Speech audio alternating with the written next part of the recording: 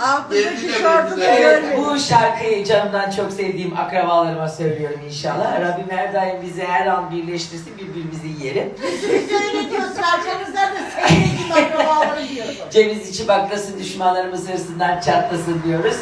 Yeşil ördek gibi dallı... Bak çöllere dalıyorum. Bak yaşıyorum şarkıyı.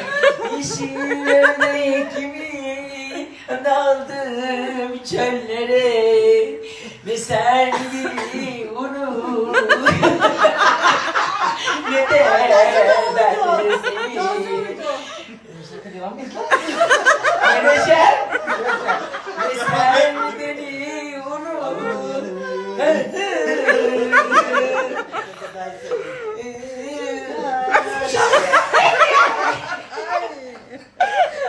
yanayım yanayım yanayım ateşlerde yanayım.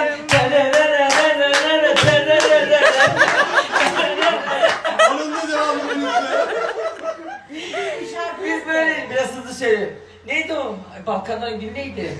Pakistan'ın esiri, sallanarak yürü. Balkanların gülü, yavrum seni gidi göçmen kız. Evet, hep birlikte 3, 2, 1. Bir dağda iki kiraz.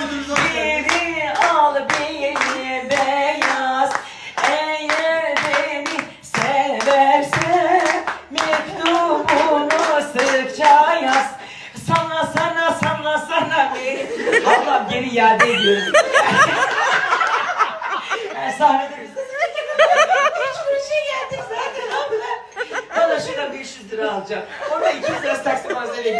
Kadir Ezildi'yi çağırıyoruz sahneye. Kadir şen yaprak efendim. Buyurun Kadir Bey.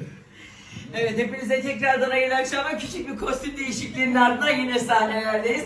Bu seferki sponsorumuz Ejder Kaplan Butik. Efendim görmüş olduğunuz gibi Faik Sönmez'i andırmayan gömleğimle her türlü nişana kınaya gidiyorum, zaten bu gömleğimle tanıyorlar. Bu akşam da sizler için Şengül'üm nanay nanay diyoruz efendim. Çimende sürü kazlar, kostümüm nanay nanay, kanatları beyazlar. Şengül'üm Şengül'üm Şengül'üm Şengül'üm nanay nanay, kaç yıldır görmemişim. Kostümüm nanay nanay, yürek ona yanar. Şengül'üm Şengül'üm Şengül'üm Şengül'üm nanay nanay. Bütün Şengül'lere selam olsun efendim.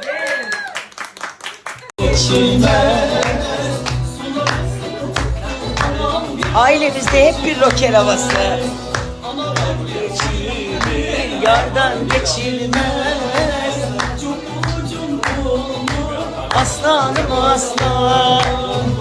Daha 2 gün önce bohçada oynuyorduk. 2 gün sonra nişanda oynayacağız ama misal. Diktirmişem her yanı kumlu. Aslanım aslan. Buldu anam sol yana yaslan. Bir yaşındayım.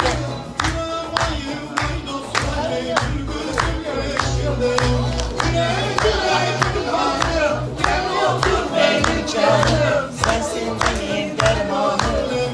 He canım he canım.